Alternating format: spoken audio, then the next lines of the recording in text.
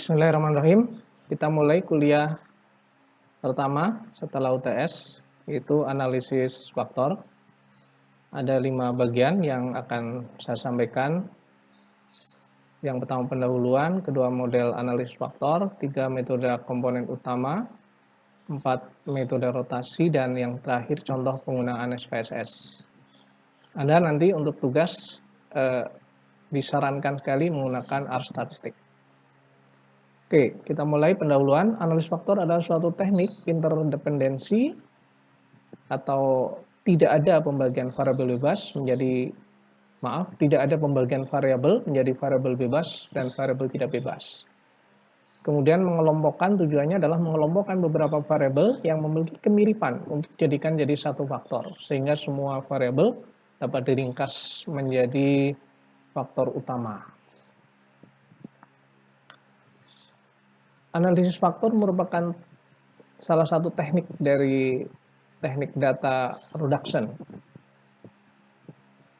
yaitu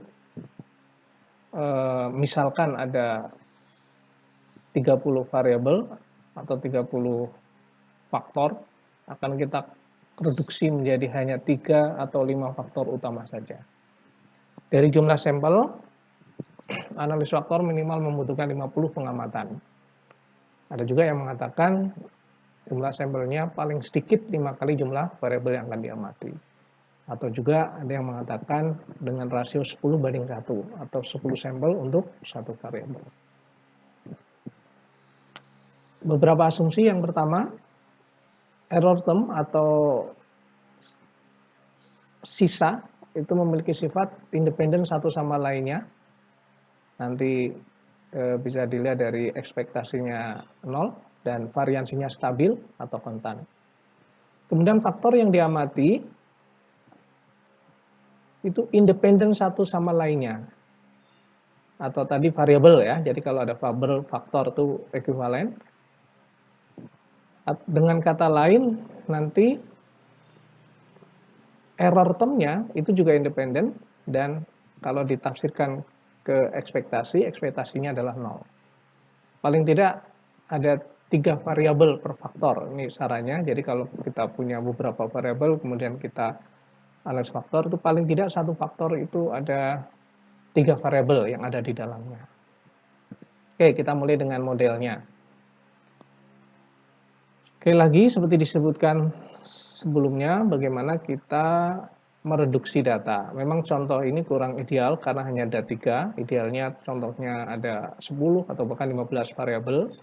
Kemudian akan dijadikan faktor, ya, di mana satu faktor terdiri dari minimal 3 tadi. Tapi untuk memudahkan kita ambil saja hanya ada 3 faktor nanti, yaitu Y1, Y2, Y3 atau 3 variabel juga boleh kita menyebut begitu.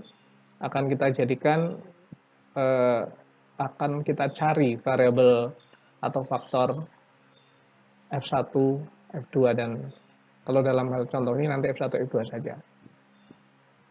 Misalkan di sini ada nilai dari siswa atau mahasiswa, Y1 adalah nilai finance, Y2 marketing, dan Y3 adalah policy. Dan ini sampelnya juga terlalu sedikit, hanya 5, tapi nggak apa-apa, nanti kita hanya ingin melihat bagaimana model ini dibangun.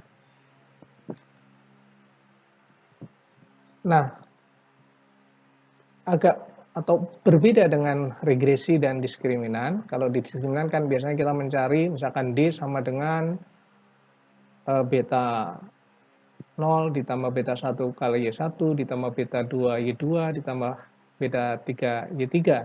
Tapi kalau dalam analisis faktor kita balik ya. Jadi faktor yang ingin kita cari yaitu F1 dan F2 itu justru kita jadikan sebagai kombinasi linier untuk Y1. Ya. Dan misalkan untuk kasus nilai mahasiswa tadi, misalkan F1 itu mewakili faktor atau mewakili variabel-variabel yang berkaitan dengan quantitative ability, dan F2 berkaitan dengan verbal atau qualitative ability. Sehingga model analisis faktor untuk kasus tadi itu menjadi seperti ini. Y1 sama dengan B10 ditambah B11 F1 ditambah B12 F2 ditambah E1 dan seterusnya. Sama dengan regresi dan diskriminan, maka kita akan mencari nilai beta. Dalam analisis faktor, nilai beta kita sebut sebagai loading. Ya. Jadi sekali lagi, contohnya misalkan B12 itu disebut sebagai loading of variable Y1 pada faktor F2. Ya, jadi beta 12 adalah loading dari variabel Y1 pada faktor 2. Kembali ke contoh nilai tadi, ya, setelah kita pasti punya hipotesa yang namanya nilai akunting ini lebih dekat ke F1, yaitu kemampuan kuantitatif, sedangkan marketing dan policy ini akan lebih mewakili faktor kemampuan kualitatif. Ya, jadi kira-kira hipotesanya begitu.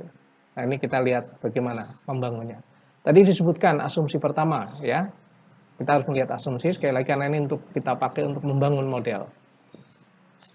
Error term EI itu sekali lagi independen, atau dalam hal ini ekspektasi EI sama dengan 0 dan variansi dari EI itu sigma I kuadrat atau konstan. Kemudian A2, F yang akan kita cari, atau di sini disebut sebagai unobservable factor, itu dependen satu sama lainnya, sehingga secara statistik juga kita tahu ekspektasi dari Fj itu sama dengan 0 dan variansi dari Fj itu sama dengan 1. Sehingga secara umum model analisis faktor yang tadi ada Y1, Y2, Y3 kita bisa tulis menjadi seperti ini saja. YI sama dengan BI 0 ditambah BI 1 kali F1 ditambah BI 2 kali F2 ditambah 1. 1 ini hanya untuk memudahkan, ya, penurunan rumus dikalikan EI. Nah, secara statistik di metode-metode sebelumnya, di materi sebelumnya, di kuliah sebelumnya, kalau ada persamaan linear seperti ini, maka variansi dari YI itu dituliskan atau didapatkan seperti ini. Jadi kalau variansi dari BI 0 atau konstanta pasti 0, tidak bisa kita tulis. Kemudian ketika ada konstanta kemudian dikalikan dengan faktor tertentu, maka variansinya adalah seperti itu. BI 1 kuadrat, jadi konstantanya dikuadratkan, kali variansi dari F1, ditambah BI 2 kuadrat, dikalikan variansi F2, ditambah 1 kuadrat, variansi EI. Dari asumsi 1 dan 2, variansi EI itu didapatkan sigma I, ya, yang paling belakang, sehingga 1 kuadrat kali sigma I kuadrat, kemudian variansi F1 adalah 1 di asumsi kedua, sehingga hasil dari variansi YI adalah BI 1 kuadrat ditambah BI 2 kuadrat ditambah sigma I kuadrat. Kita pisahkan hasil variansi ini.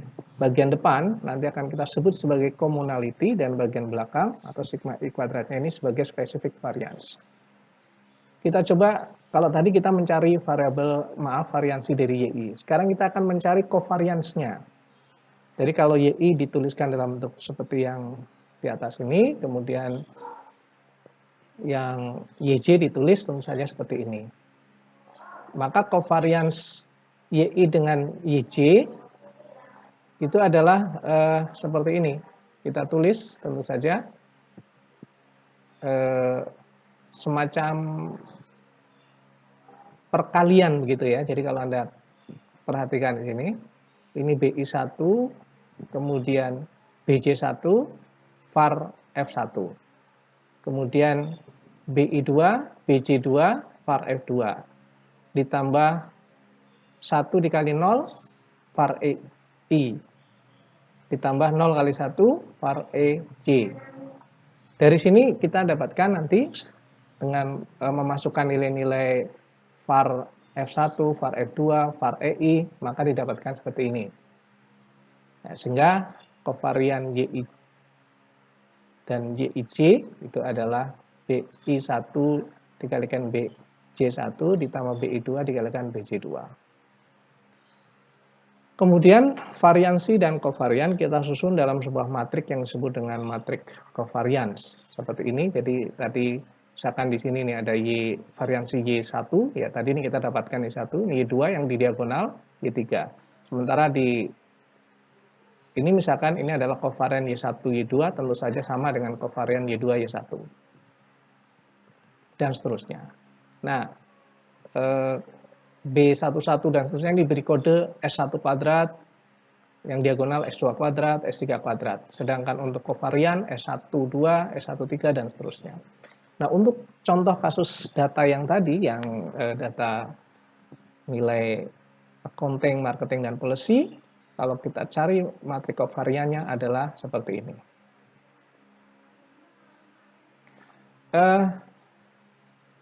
Kita masuk bagaimana cara menentukan nilai beta. Ya, kalau di regresi pakai sum square gitu ya, minimasi, maka di analisis faktor kita memakai apa yang disebut dengan metode komponen utama. Jadi untuk mencari betanya kita memakai metode komponen utama. Caranya adalah dengan memaksimalkan kedekatan nilai commonality, yaitu beta